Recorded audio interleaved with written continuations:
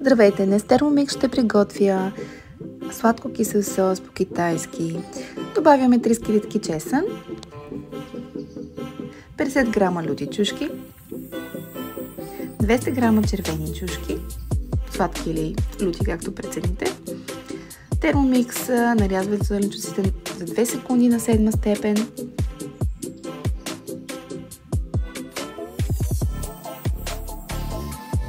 Ето, зеленчуците са пасирани. С шпатулата избутвате зеленчуците на дъното на каната.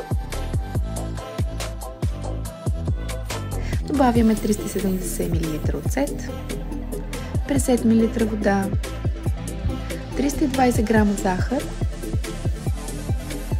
и това са необходимите продукти. Затваряме термомикса за 30 минути. Готви всичко.